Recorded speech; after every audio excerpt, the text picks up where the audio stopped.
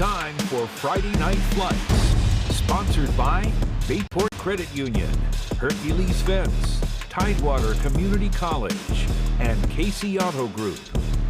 That's right. You know what it is. Welcome in to Friday Night Flights, our second show of the season. I'm Craig Loper. He is James Cantado. Let's get right to it, James. We're talking about legacies, right? The Phoebus Phantoms opened their season at Todd Stadium, having won 49 straight games, 3 games shy of Phoebus's own VHSL state record. Yeah, Craig, Jeremy Blunt's squad in search of his 5th straight state championship, which would make them only the 2nd VHSL program to ever accomplish such a feat. Yeah, the Phantoms taking on 1-1 Denby tonight in Newport News. The Phantoms defense going to set the tone early for this one. Let's get to the video. Denby's Kevin Parker going to hand it off to Jashawn McIntyre, and he gets tossed down for the huge tackle for loss. Phoebus going over to the offensive side of the ball. Maricus Banks drops back, and he's going to hit a wide open. Jaden Javier going to sprint into the end zone. First score of the season for Phoebus. On the next possession, Phoebus driving, and this one punches it in from a short yard touchdown. That's Tyree Diggs to go up 14-0. Second quarter now, Phoebus driving deep in Denby territory.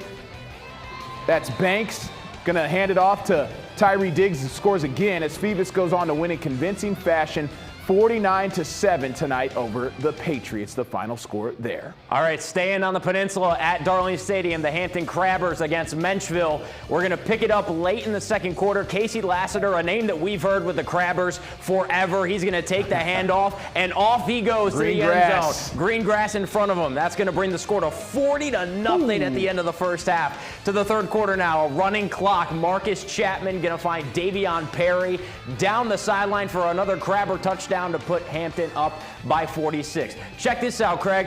Crabber defense, a little bit of help from a basketball star, Abraham Tabb. Yeah, we know him. Gonna snag the ball out of the air and take it all the way back to the end zone. Now, it would get called back. But the interception does stick for Tabb. Yeah. Does not take long before Hampton gets into the end zone. Destin Jones gonna punch it in, and there he goes for another score. 53-0 at that point. Crabbers go on to win 60-7. Home opener for the 2-time reigning Class 5 state champs of Maury. I was here. Commodores up against Maryland Power Bishop McMorris. Fourth quarter, Maury trailing 21-14. Damo Everett punches it in to tie it up at 21. Game would go into overtime.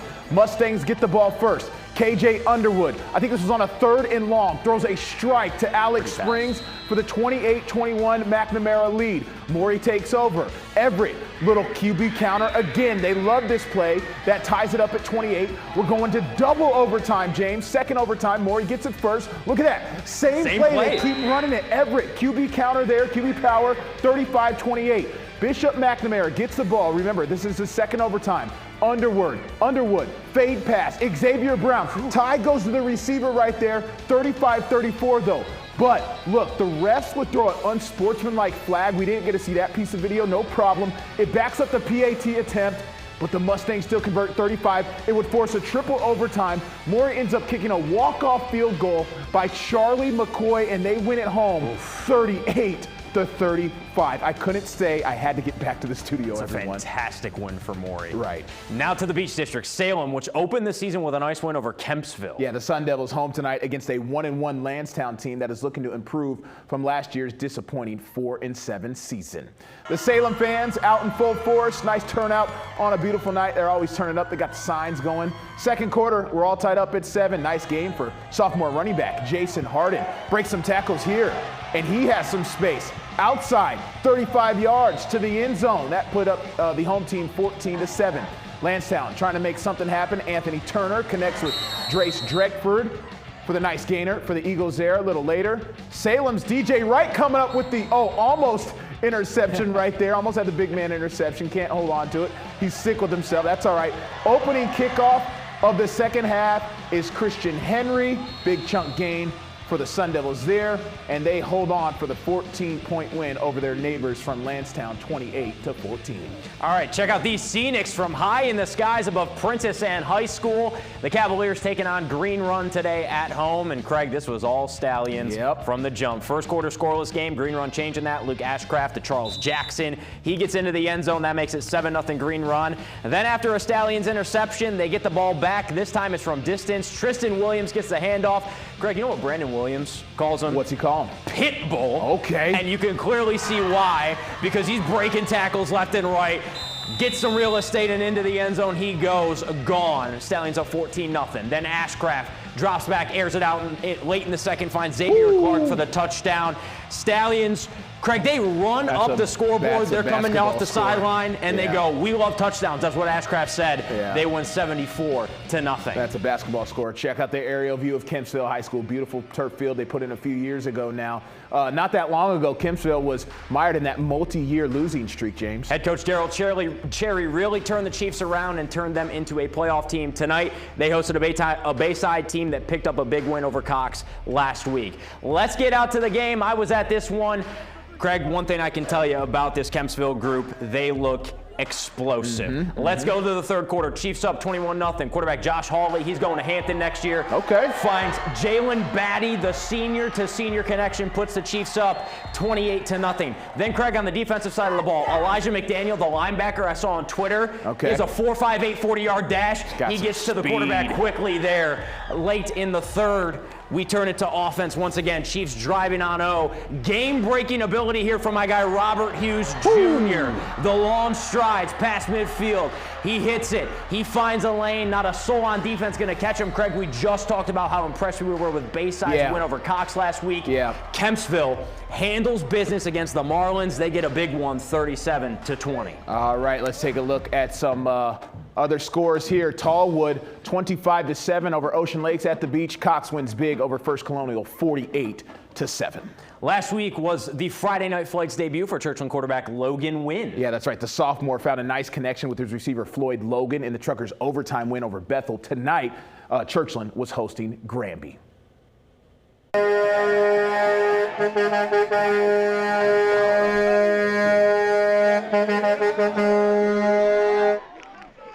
Best entrance in Hampton Road. Churchland coming to the game undefeated. Comets in search of a win. Logan Wynn, screen pass to Jaden Person. The catch and run for the easy score from Person. Quiets my camera, I guess. I don't know, looking at somebody. 7-0 Granby on offense. And that is Tramar Abdullah for the Truckers coming up with a tackle for loss. And then the Truckers deep in Comets territory hand it off to Aki Hayes. The spin move powers his way in. 14-0. Short while later, Wynn, he's got a quick release, man. They're good with the play action, the quick release. And when you got a guy like Person down the sideline, he'll do the rest, outruns everyone. James, he sees me in the back of the end zone. He said, put me on Friday Night Flights, Craig Loper. He didn't really say that, but. Did he shush you again? No, he's just telling me to be quiet, I guess. Truckers go up 21-0. They win big, 47-18. And still to come on Friday Night Flights, we make our way through the Southeastern District where it was a busy night of action in Chesapeake. And a battle between two undefeated teams at Bailey Field between Tabb and Poquoson. Bay Rivers District football when we return on Friday Night Flights.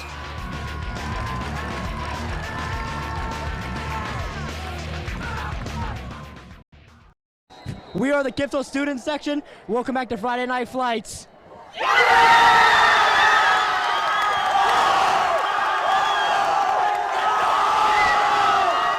We love the fans, Craig. He's got like a weird pause, but he pulled it off. Shout out to the Kempsville student section, bringing the hype and excitement they should be. Their Chiefs had a big win tonight. Yeah, all right, welcome back to Friday Night Flights. We appreciate them for that. A perfect night to be outside and check out some high school football, right? Now it's time to check in with some action from the Southeastern District. We start in Southern Chesapeake, a showdown between two unbeatens, Western Branch at Hickory. Yep. The student section feeling extra patriotic tonight. We pick it up at the beginning of the second half. Western Branch already up 27-7.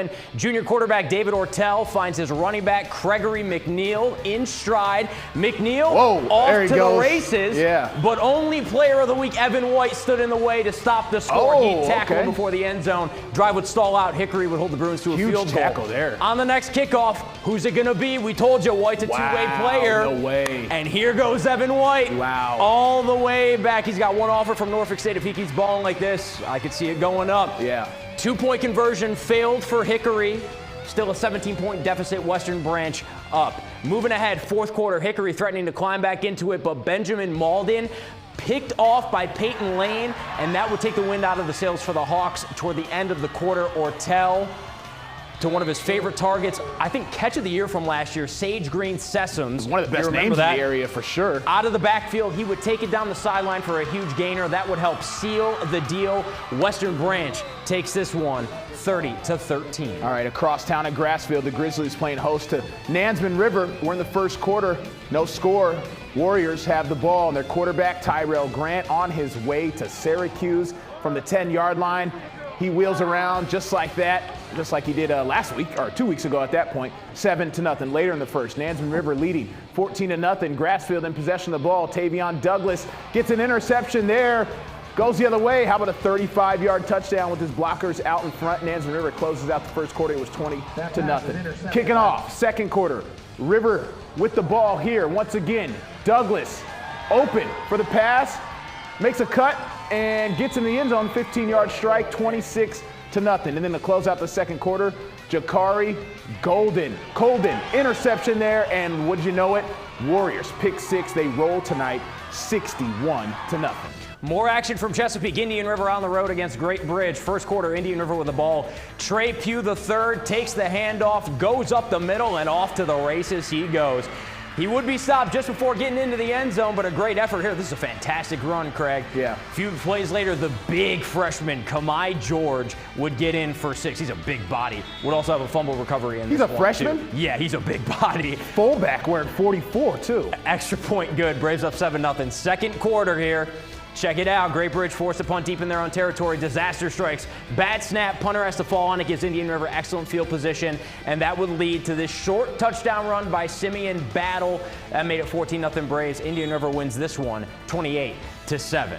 All right, other scores in the area at Bailey Field in Yorktown, 2-0 Poquoson. I'm sorry, my bad. Kingsport 34-0. Verina 58-0 over Norcom. Now let's go to Bailey Field in Yorktown, 2-0 Poquoson against 2-0 Tabb. The Tigers offense started the night with points after settling for a field goal from kicker David Brooks on the first drive of the game. Got to show some kickers some love. After a few defensive stops from both teams, the Bulls got points on the board after a long pass. Bull Islanders, and then that is ball on the 1 yard line. QB sneak there. Keegan Webb for 6. Makes it a 3-7 game with less than a minute to go here. A pass from the Tigers QB Corbin Eckert to Micah Marba. Good catch from him. Down the sideline just 16 seconds ago, short of the goal line. Tabb closed out the half with a TD pass to Solomon Limehouse to go up 10-7. In this one, the Stars aligned for the Bull Islanders defense, who showed up and showed out, completing a defensive shutout for the entire second half of the game. Interception there. The Poquoson student section made their presence felt, as they always do, as their team would go on to put up 2 more tutties on the board from Cody Little and Austin Conley. Poquoson wins 21-10 tonight on the road. All right, some more scores from around the Bay Rivers. Lafayette dominating New Kent 35-8. Smithfield with the shutout victory over Bruton 42-0. And Warhill gets the win 56-16 over Jamestown. When we come back, big private school showdown in Virginia Beach between Norfolk Academy and Atlantic Shores. You're watching Friday Night Flights.